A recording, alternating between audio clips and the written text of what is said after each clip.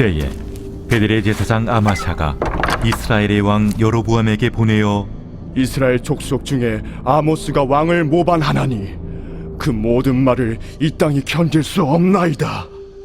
여로보암은 칼에 죽겠고 이스라엘은 반드시 사로잡혀 그 땅에서 떠나겠다 하나이다. 아마샤가 또 아모스에게 이르되 선견자야, 너는 유다 땅으로 도망하여 가서 거기에서나 떡을 먹으며 거기에서나 예언하고 다시는 베델에서 예언하지 말라. 이는 왕의 성소요 나라의 궁궐임이니이다. 아모스가 아마샤에게 대답하여 이르되 나는 선지자가 아니며 선지자의 아들도 아니라 나는 목자요 뽕나무를 재배하는 자로서 양떼를 따를 때에 여호와께서 나를 데려다가 여호와께서 내게 이르시기를 가서 내 백성 이스라엘에게 예언하라 하셨나니 이제 너는 여호와의 말씀을 들을지니라. 내가 이르기를 이스라엘에 대하여 예언하지 말며 이삭의 집을 향하여 경고하지 말라 하므로 여호와께서 이와 같이 말씀하시기를 내 아내는 성읍 가운데서 창녀가 될 것이요 내 자녀들은 칼에 엎드려지며 내 땅은 측량하여 나누어질 것이며 너는 더러운 땅에서 죽을 것이요 이스라엘은 반드시 사로잡혀 그의 땅에서 떠나리라 하셨느니라. 샬롬, 평안하세요. 오늘은 아모스 23강 두 왕국의 충돌이라는 제목으로 아모스 7장 10절에서 17절 말씀을 살펴보고자 합니다. 오늘 본문은 세 번째 다림줄 환상과 네 번째 여론과의 광주리 환상 사이에 있습니다. 아모스는 두 번에 걸쳐 중보 기도했는데 세 번째 환상부터는 아모스가 왜 중보 기도를 하지 않는지를 그 이유를 알게 하는 본문입니다. 또 이스라엘이 왜 하나님의 심판을 더 이상 피할 수 없게 되었는지를 묵상케 하는 본문이기도 합니다. 기울어질 대로 기울어진 이스라엘의 영적 상태를 반영하는 인물이 바로 오늘 본문에 등장하는 아마샤입니다. 그는 제사장으로 부르심을 받은 소명을 상실하고 생존과 안전을 위해 성직을 수행하고 있는 자가 되었습니다. 그는 사마리아 궁을 향해 귀를 기울이고 있습니다. 지상의 왕을 두려워하며 보이지 않는 진정한 왕은 안중에도 없습니다. 여기에 심상치 않은 일이 발생했습니다. 남쪽 유다로부터 온 한 선지자가 금방이라도 종말이 올 것 같은 심판의 메시지를 전하니 온 이스라엘 국토를 소용돌이로 몰아가기에 충분했습니다. 여기에 아마사는 어떤 조치를 취하게 됩니까? 제사장 아마샤는 왕에게 보고서를 작성합니다. 아모스가 이스라엘 백성들 가운데 다니며 왕을 모반하는 역모를 꾸미고 있으며 온 이스라엘 땅이 견딜 수 없을 정도로 그의 메시지가 악영향을 주고 있다는 전가를 왕에게 보냅니다.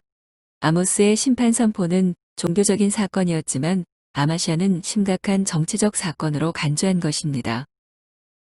고의로 민감한 단어를 사용하여 도시 한복판에서 공개적으로 백성을 선동하여 반역을 도모하는 반역자로 아모스를 고발합니다.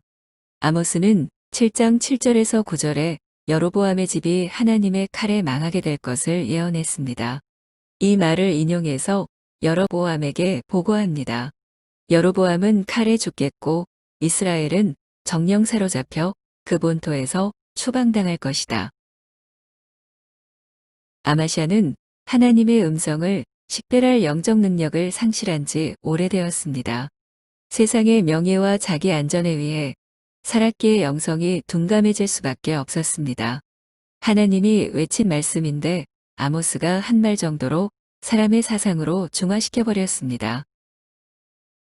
여로보암의 하수인으로서 아모스의 말을 정치적 선동으로 인식하는 탁월한 판단력을 가졌지만 아모스의 말을 하나님의 말씀으로 인식하는 통찰력을 보여주지 못했습니다.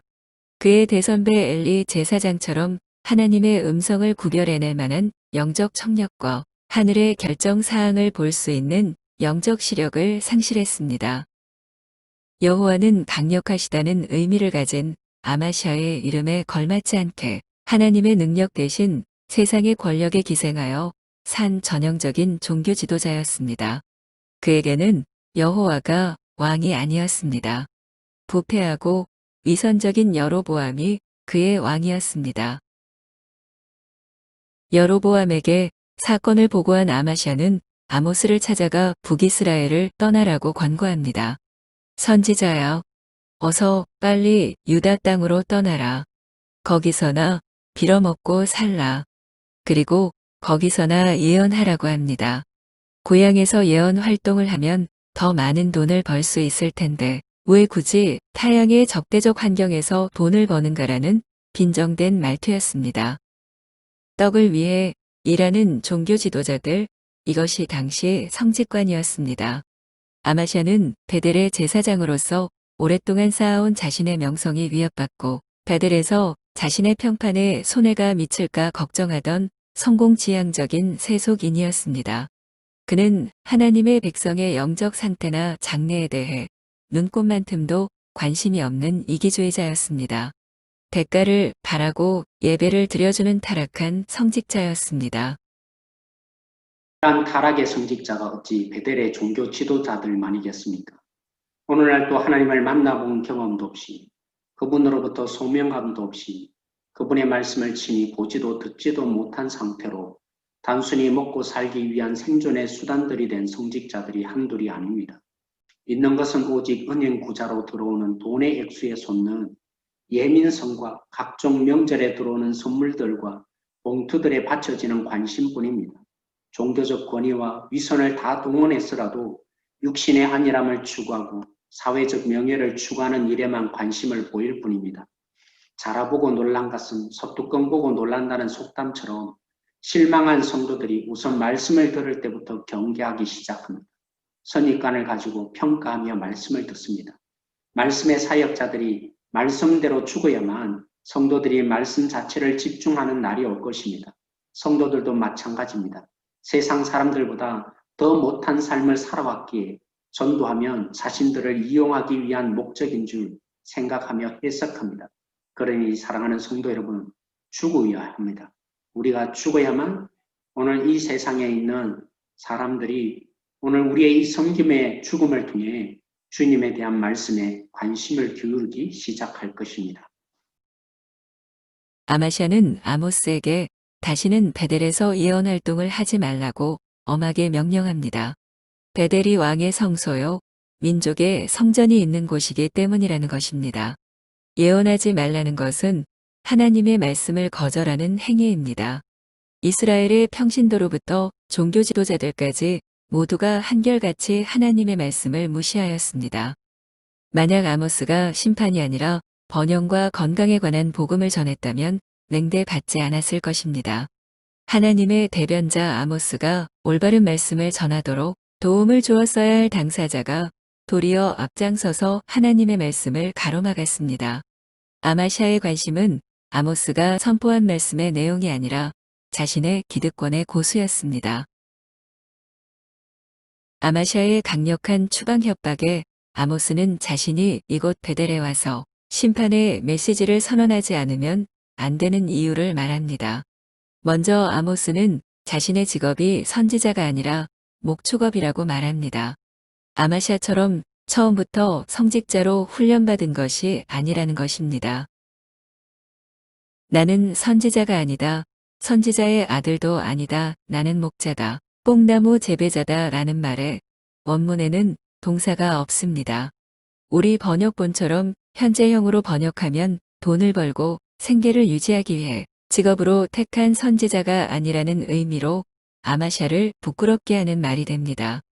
과거형으로 번역하면 여호와가 부르기 전만 해도 선지자가 아니라는 말입니다. 자신의 선택에 의해 선지자가 된 것이 아니라 하나님의 부르심으로 선지자가 되었다는 말이 됩니다. 하나님의 부르심이 자신의 삶에 근본적인 변화를 주었다는 고백입니다. 현재형과 과거형 이 둘을 함께 의미한다고 보는 것이 좋습니다.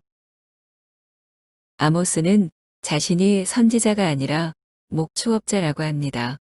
자신은 선지자가 될 의향 자체가 없었다는 것입니다.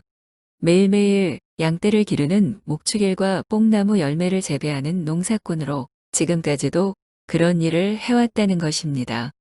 다른 선지자들처럼 정상적인 신학교를 다닌 것도 아니고 선배 선지자들의 지도를 받아 선지자로 활동할 자격을 취득한 일도 없었습니다. 하나님의 전적인 부르심 때문이니 하나님의 말씀을 선포하지 않을 수 없다는 것입니다. 이것은 아마샤가 더 이상 베델에서 예언하지 말라는 금지에 대한 대답이기도 합니다. 아모스는 예언 활동을 하고 안 하는 것이 그리고 어디서 할 것인지가 종교 제도권의 결정 사항이 아니라 하나님께 달려 있다고 정면으로 응수한 것입니다. 자신을 변호하였던 아모스는 이제 공격적인 자세로 아마샤에게 말합니다.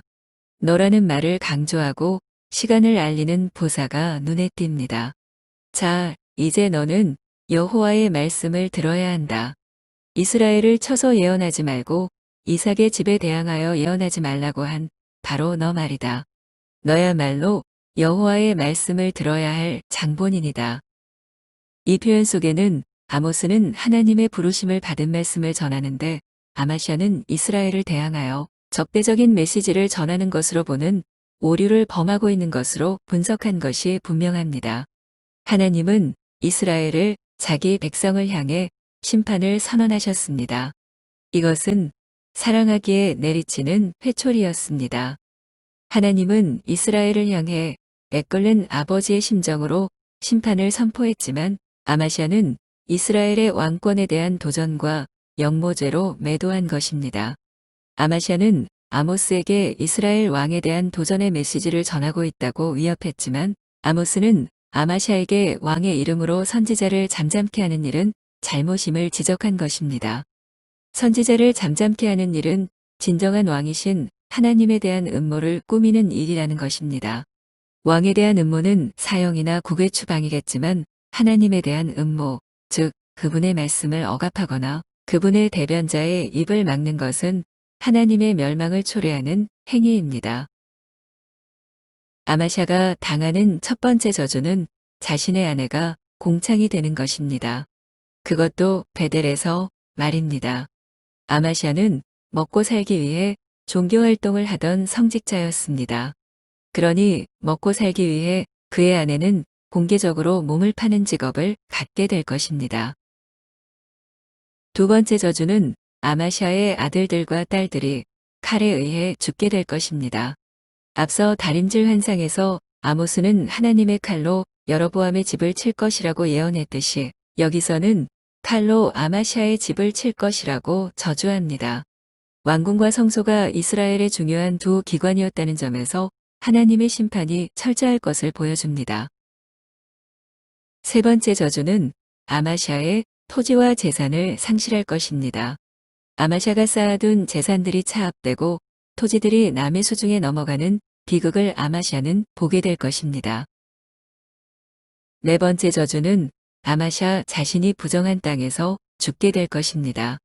짐승처럼 더럽다고 여기는 이방 민족의 땅에서 죽게 된다는 것은 특별히 제사장에게 가장 치욕적인 저주입니다. 한평생 성결과 정함과 깨끗함을 추구하며 살아가는 것이 제사장이기 때문입니다. 마지막 저주는 아마샤와 연결된 이스라엘로 하나님의 축복의 선물로 주어진 약속의 땅에서 추방되어 머나먼 타국으로 가서 살게 될 것입니다. 오늘 본문에 누가 진정한 왕의 대리자였습니까? 누구를 왕으로 모시고 살아야 했습니까? 한 사람은 공식적인 신학 훈련으로 무장된 성직자였고 다른 한 사람은 무명의 평신도였습니다. 아마샤는 근엄한 종교 지도자요 탁월한 신학자였고 제사장 예복은 많은 평신도들의 존경과 부러움을 자아내기에 충분했습니다. 그러나 사람의 눈과 하나님의 눈은 다릅니다. 그들을 진정한 하나님의 사람으로 특징 짓는 간음자는 그들의 외향적인 조건이나 사회적인 인지도 혹은 공식적 신학 훈련 요무가 아닙니다. 많은 신학 훈련이 그들을 하나님의 사람으로 종교 제도권 안에서의 양육 배경이 그들을 하나님의 종으로 만드는 것은 아닙니다. 하나님의 부르심이 하나님의 사람이 되게 하는 유일한 기준입니다. 이스라엘의 불행한 종말을 맞이하게 된 것은 그들에게 진정한 하나님의 사람이 없었기 때문입니다. 소돔과 고모라가 의인 10명이 없어 망한 것처럼 이스라엘의 멸망은 그들에게 막강한 군사력이나 탁월한 정치력 혹은 튼튼한 경제력이 없어서가 아닙니다. 참된 하나님의 사람이 없었기 때문입니다. 떡을 위해 사는 베델의 제사장 아마사가 이것을 적나라하게 증명한 것입니다. 오늘 조국의 미래가 누구의 손에 달려 있습니까? 교회의 운명이 누구의 손에 달려 있습니까? 요한복음 15장 2절에서 3절에 물은 내게 붙어 있어 열매를 맺지 아니하는 가지는 아버지께서 그것을 제하여 버리시고 물은 열매를 맺는 가지는 더 열매를 맺게 하려 하여 그것을 깨끗하게 하시느니라. 내가 너에게 일러준 말로 이미 깨끗하였으니 내 안에 가라. 아멘. 이 말씀을 정직하게 대하면 열매가 없다면 구원받지 못합니다. 그런데 우리는 왜 안심할 수 있습니까? 열매 맺게 하시려고 십자가의 역사로 우리를 접붙여 놓았기 때문입니다. 이미 깨끗하여 열매를 더 맺도록 만들어 놓으셨습니다. 우리는 그런 예수님 안에 있을 때 하나님의 마음을 더 잘 알게 됩니다. 진짜 왕 하나님을 제대로 섬길 수 있게 됩니다. 세상을 이기신 예수님의 십자가의 승리로 담대하게 세상을 살게 됩니다. 그럼에도 불구하고 세상을 쫓아간다면 더 이상 우리에게는 답이 없습니다. 오늘 말씀으로 우리 함께 기도하십시다.